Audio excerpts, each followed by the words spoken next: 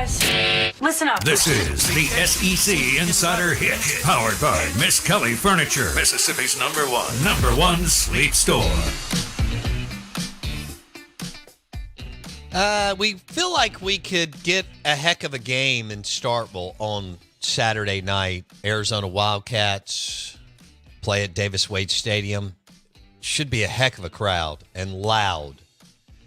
And Mississippi State, Zach Arnett, Will Rogers will host Jaden DeLora and Jed Fish and the Arizona Wildcats for 6:30 kickoff our time. Can't wait. I'll be there. And we thought it'd be a good time to bring in Michael Luke with Phoenix Sports, Arizona Wildcat Insider. He joins us on the Farm Bureau Insurance guest line, and the show is driven by your next Nissan Pathfinder at Cannon Nissan in Jackson, and the all-new body style from the Nissan Pathfinder at Cannon Nissan in Jackson. Michael Luke, good morning. Welcome in. Good morning. How you doing? I'm doing well. So we're excited here. We got a Power 5 Pac-12 SEC matchup. Last year, the game was a little wild, some back and forth. Mississippi State won. Tell me about what Fish and the staff have been able to put around the playmaker, Jaden DeLora. Well, it's weird. In Arizona, there's obviously a lot of flaws on the roster, but it's one of the handful of best receiving corps in the country. I mean, you return Jacob Cowling, 1,000-yard receiver. T-Mac McMillan was a 5-star wide receiver out of high school, freshman All-American. You bring in Montana Lamonius Craig, ex-4-star kid. It's a absolutely loaded wide receiver unit. And then, at the running back position, too, it's pretty solid. Michael Wiley will get the majority of the carries, but it's kind of a three-headed monster there. I mean, offensively, the big thing with Jaden DeLora is, and I know this is super cliche, but kind of just not taking what the defense gives you, because his playmakers have an ability to get open. The problem, with JDL is that a lot of times, he can throw for 400 yards, 4 touchdowns, and 1 pick, or he can throw for 200 yards, 4 interceptions, and 1 pick. So it's really about eliminating those mistakes, especially when you're playing a team like Mississippi State. For example, last year, the score was close for some of the game, but you never really felt that Arizona was going to win that game. And I think this year you go in there with, I think, a better chance of it, but a lot of it's going to be on his shoulders about just eliminating and not committing some of the incredibly untimely turnovers. And he had a couple of those last week against NAU, but again, he's got all the talent in the world around him. He's just got to be able to execute it. Okay. I mean, are they confident? Are you confident? Is Jed Fish confident that Jaden DeLora will play like that, or does he want to play more Brett Favre, gunslinger, let's rock and roll and run all over the field and sling it? I think that's exactly, that's kind of the crux right there. But to answer your question, yeah, I mean, with Jaden DeLora, you pick up one end of the stick, you pick up the other. And again, he can absolutely win almost any game. But again, he can also kind of keep the other team in. I'm cautiously optimistic about this. It's his second year in the system. He's got a really good offensive line in front of him. Quite frankly, as far as the starters go on offense, the defense is obviously a totally different issue. But as the starters go on offense, it's pretty solid across the board. You got 3-4 NFL dudes, especially on the offensive line. But to answer your question, you never know what you're going to get, and I'm kind of at the stage with Jaden DeLora that's just kind of the way that it's going to be. It was kind of like with Brett Favre, obviously on a much smaller scale, but there could be those games, but there's also going to be some games where he kind of takes the team on his shoulders and leads them to victory. Okay, we're visiting with Michael Luke, Arizona Wildcat Insider. He joins us on the Farm Bureau Insurance guest line. Wildcats, Bulldogs, Saturday night, Davis Wade Stadium. All right, you mentioned the defense. Size it up for me as far as the talent and how good do you think they are? Well, there's no way to really mask it. The fact there are no surefire NFL players on the defensive side of the ball, and you guys coming from SEC country, I mean, you know better than anything that matters. The big thing that Jed Fish wanted to do, though, this offseason, and he said it time and time again, was get bigger across the board. And they certainly did that. You brought in Bill Norton from Georgia, 6'4", 330 kid, who was very good in the first game, has been very good throughout camp. You bring in a Taylor Upshaw, who's probably going to be their best pass rusher, Michigan transfer. You essentially loaded up on a lot of transfers. The two players on the team, though, or the two players on the defense that I would keep a real close eye on, if I were you, Jacob Manu at linebacker. He was a freshman All-American last year. His only issue is he's tiny. He's about 5'9", 215, 220, but he's really good. He's instinctual. And Ephesians Prysock at the one corner spot. Arizona lost their starting corner to USC this last year, but there wasn't a huge deal of concern because Prysock was an really highly rated kid out of high school, and he really showed off. He's about 6'4", huge for a corner. He's going to be a huge key to what Arizona is going to try to do right here because obviously, we saw it last year. You got some pretty talented wide receivers there. I know it's not totally the same unit, but those are the two guys to really keep an eye on. But quite frankly, when it comes down to it, Arizona will win 7 or 8 games this year if they have a defense that can finish 8th in the conference as opposed to dead last. And that's what we're still trying to figure out right here, what we have on our hands. But at least it was there were reasons for signs of optimism in that first game. Granted, it was against NAU. So you expect the way that the path for Arizona, they're underdogs. Mississippi State has more talent, but it could be a winnable game. The path would be a shootout where this thing gets in at least the high 30s, but probably the 40s, and Arizona wins. Is that what you're thinking? Yeah, Arizona. I have an impossible time seeing Arizona winning a 13-10 game. I think he's the name on that. That one isn't happening.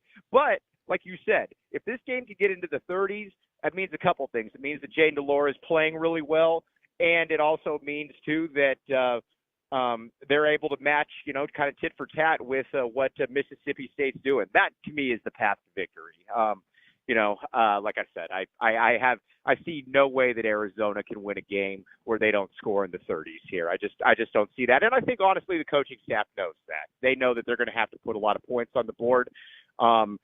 Because again, last year, like I said, I know there's some different players, obviously, a new coach and whatnot, but there was a clear talent differential last year between Arizona and Mississippi State, even though the score didn't necessarily quite indicate it. I think Arizona has probably closed that gap to a certain degree, but again, we're not going to really know until tomorrow. But I think the coaching staff's cautiously optimistic behind the scenes. Are people bought Jed Fish? Year 3, NFL pedigree, some college. Y'all are work in progress, I guess, post Rich Rod. Still, are fans confident buying in, or is it this year he's got to prove it to us and show us? Well, the fans have totally bought in. There's you got to remember, at Arizona we have it's a basketball school. Sure. We have, for football, we have lower expectations. He came in on the heels of the Kevin Sumlin era, which was an unmitigated disaster. And he said, we're going to do this the right way. We're going to recruit. We're going to build up. And quite frankly, he's done that. I mean, in his first year here, he brought in a top 25 recruiting class, with a 5-star wide receiver, which is absolutely unheard of at Arizona. And then 2 months ago, he just picked up a commitment from Elijah Rushing, the number 1 rated defensive end in the entire country. So, he's doing things the right way. He's building the talent. He went from 1 win to 5 wins that first year. But now I think it's that step. It's been a while since Arizona's had a winning season, and I think a lot of people are really hoping that you can kind of get into that 7 or 8 win realm this year. And Mississippi State is going to be a huge crossroads example for that. If you can somehow beat Mississippi State, then all of a sudden you look at it and you're like, all right, probably looking at a bowl right here. If you get blown out by Mississippi State, then you start wondering where exactly you are. I mean, I think you're still optimistic, but it certainly would dampen things a little bit, at least around the excitement of the school. So I think you could make the case that up to this point, this is the biggest game of Jed Fish's career here at Arizona. Wow. Okay. We're visiting with Michael Luke, Phoenix Sports, Arizona Wildcats insider, Arizona Mississippi State Saturday night, and Michael joins us on the Farm Bureau Insurance guest line. The line is 9. How do you feel about that? You think it's where? You think it's right or wrong? I think that's exactly where I'd have it. I think if this was in Arizona again, I think it would probably go. I think Mississippi State would still be favored, but I think it would be, obviously more of a one possession type game. But no, going on the road right there, I think 9 is exactly where it should be. As a matter of fact, I was guessing they would probably be somewhere around 10 or so. So maybe I missed my calling working in Vegas. I don't know, but no, 9 feels right all the way across the board for sure. So you feel like the Arizona Wildcat fan base is bought in. You're a basketball school, and you have what? At least one, if not 2, national championships. Let's see, Lopez won 1. Jay Johnson didn't before he left, right? You got 4 national titles. You got 3 with Jerry Kindle in the 70s and the 80s. You won 1 with Andy Lopez, and then Jay Johnson got you to the College World Series championship, but obviously you didn't win it. So you got 4. Okay. I can't remember who replaced Sean Miller. Tommy Lloyd. Tommy Lloyd is he's the winningest coach in college basketball in his first 2 years. He's 61-11. Number 1 seed his first year, number 2 seed his second year. Didn't perform the way that I think a lot of people hoped in the NCAA tournament, but it seems to be he certainly seems to be the right hire, and the program seems to be in really good shape on that front. Okay. Man, I grew up watching Lute Olson's teams. I loved it. I did. Yeah. Wow. There's really no other way. I mean, Lute Olson is essentially what made Arizona sports, what made Tucson. And there's really no reason he should have been able to do it, because he went there to he went here in a program that was that was void of much history. And on top of that, you don't really have a huge talent base to stem from. And, for about a 20-year period, he had Arizona as one of the top 5 to 10 programs in the country. He was, he's one of those guys that he truly put Arizona and Tucson on the map in a variety of different ways. Yeah. Sean Elliott was one of my favorite players. Was that late 80s? I think it was, Michael. Yep. He was actually, it's funny. He was actually the first Tucson player to come to Arizona that really changed things. National Player of the Year, greatest player in school history for sure. He was, I think you can favorably make the case just off accolades. He led the conference this conference's all-time scoring leader. That he was probably the best Pac-10, Pac-12 player, at least in college, of the last 40 years or so. I mean, Sean Elliott was. I mean, if you're talking about Lute Olson, Sean Elliott is right there, and that Sean Elliott is right there with that seat right next to him. What's it like to get? I mean, do y'all pack it out for every basketball game, including non-conference? I mean, I know you're or how does that work? Conference games? What does it look like, Michael? Yeah, absolutely. Arizona in basketball has led the conference by a mile in attendance the last 40 years. That's what drives the city. That's what's driven the city since Lute. So yes, I mean, in a basketball game, McHale's one of the best environments that you're going to come to in college basketball. I mean, just because of the luster of what winning 90-something% of the games the last 40 years, and just everything that it's entailed. Yeah, it's a real, like I said, it's a real source of pride for the people in Tucson. That's for sure. It should be. Sure. Y'all won it. Y'all won it in 97, I think. Right. Won it in 97. Runner up in 2001 to Duke. Okay. Obviously, Lute had 4 Final Fours here. It's been frustrating for a lot of fans because since 2001, Arizona's made 6 Elite Eights. Lost all of them, and the margin of error or the margin of victory is loss is totaled out to be 2.4 points. So they've all so big kind of snake bit on that regard. For yeah, sure. I always liked your uniforms, and then Sean Elliott and then Lute. So what? Yep. So even let me just throw this out: a December non-conference game is still packed or almost packed. Is that right? Oh yeah, for sure. Especially this year because Arizona's probably playing the toughest schedule in the country. Got Duke, Michigan State, Alabama, Wow, Wisconsin, Purdue. You're playing 4 of the top 10 teams in the country.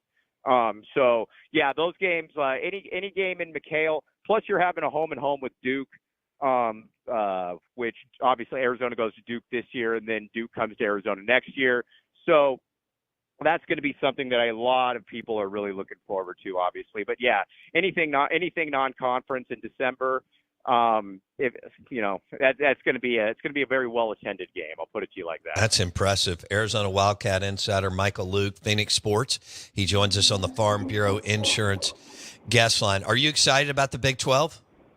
Oh, I'm thrilled about the Big 12, to be honest with you. I mean, I get that it's not the SEC or the Big 10, but the Pac-12 for the longest time has just felt like a conference that didn't care about sports. True. You know, I hate saying that, but you got a lot of different schools that I think don't really care that much about sports. And you go to the Big 12, you go to these cities that are kind of run by college or these college towns, and everything is just different. I mean, it's a little bit more like Arizona in that everything revolves around the school, and you look at the Big 12, and it's arguably the best basketball conference in the country. Won 2 of the last 3 national titles. Thinking about all those home and homes with, in Fog Allen. So yeah, I think about 85 to 90% of the people we're ready to make this move and are happy to be on this train for sure. That's cool. Okay. Yeah, for sure. All right. Well, we'll see what plays. Congratulations on the move to the Big 12. I do think it's exciting to see Arizona State, Utah, and Colorado go. How about what Coach Prime did last week? Oh, he was one of. I've never understood why schools don't. If you're a school like Colorado and you don't have a ton, and you haven't done it. I mean, let's be honest. You haven't done a ton in basketball or football the last 30 years. I've never understood why you wouldn't take a chance on that. Because what's the worst thing that can happen is you don't win games. I mean, you've been doing that for 30 years already. Right. But you bring in Deion, and Deion's just got everybody watched the game. You could just tell that something was different, and kids are going to play for him. I mean, I don't care if he's coaching in Colorado or where he's coaching. You throw that product out on the field, and Deion Sanders walks into your living room, probably one of the 10 most iconic football players of all time. I mean, he's going to get players. So I've never understood why schools like a Colorado wouldn't hire somebody like that. I think the same thing about like California basketball with Rick Pitino. Why in the world wouldn't you hire Rick Pitino if you could? I mean, St. John's, baby. Yeah, no, I think he's going to kill it there. But but again, like Prime was obviously a home run hire, and it's going to be fun to watch. It's going to be fun to watch him this year, and then obviously going forward as well. Mississippi State and Ole Miss are excited about Chris Jans and Chris Beard. Mm-hmm. Jans basically took, a team without a shooter and made it into the play-in game of the NCAA tournament. And then, of course, Beard did a good job at Texas Tech. So we got a little bit of right now we're heavy football all the way through signing day. I can't get our guys to really focus on basketball till about January 15th. I get it. I get it, man. It's a religion, and it's one of those things too. Like they always say in radio, to play the hits. And people down there, they want to talk about football. I mean, and rightfully so. When you're in a conference like that, and I think a lot of people like to take shots at the SEC, but at the end of the day, the SEC is the one winning the national championships. Nobody else is winning them. And like I said, I'll put it to you like this: if I was in the SEC, I'd be flying that flag as proud as I could as well, just because it's the domination that conference has put on the last 20 years or so in football. Has there's nothing else to say. It's been absolutely remarkable. I think it's exciting to watch. It's exciting to watch conferences like that really, really care about the product that they put out on the field and on the court. Does Rob Gronkowski ever come back to Tucson? Oh, he does. He's come back multiple times. He was the honorary captain for the scrimmage. He generally comes back about once a year or so. Has a good time. Goes out and parties on University Street. And Rob is one of a kind. It's one of those things with him. What you see is exactly what you get. There's no BS. There's no any of that. And when he comes back, he's obviously. He's the greatest Arizona football player of all time as far as the pros go. So he's always welcome back with open arms whenever he wants to come back to Tucson, which he does quite prevalently. I can't imagine Gronk walking into one of your college bars in Tucson and just how the energy goes up, when that kind of celebrity walks in. Right. Well, yeah, it's like Michael Jackson, in his prime walking into a bar or something in Tucson. It's everybody knows who he is. He's an incredibly domineering figure. I mean, he's a massive. Some really, really good pieces on offense. Jaden DeLora is a playmaker, also can turn it over. He loves their wide receivers and running back, and said that they have several offensive linemen that he's held, and then basically said their defense isn't any good. So, Jason, are you taking the over? I mean, here we go. Are we gonna have, fireworks, shootout? I mean, is this a 45-38? Is it 45-44? Is it 48-42? What, man? I mean, are we going to get up and down the field on Saturday night in Davis-Wade Stadium? It sounds like you shouldn't leave after halftime. Yeah, if you're either fan. No, you're right. How about Gronk partying in Arizona? I so believed it. I mean, it just makes sense. I think on the big party list, Arizona makes it every now and then as far as top school to party at. But Rob Gronkowski going back to Tucson, a program that really doesn't win. Got to be unbelievable. Hey, speaking of unbelievable, the show is brought to you by FS1 Concepts. From their family to your kitchen, FS1 provides solutions necessary to satisfy your food service needs. Combined experience in the restaurant industry, 85 years. Reach in and walk-in coolers and freezers, stainless steel tables and sinks, ice machines, commercial quality cooking accessories, restaurants, hotels, for your office. A lot of you have kitchens in your office, and for your hunting camp. Powered by FS1 Concepts in Pearl. FS1 Concepts, providing solutions necessary to satisfy your food service needs. We'll see you tomorrow.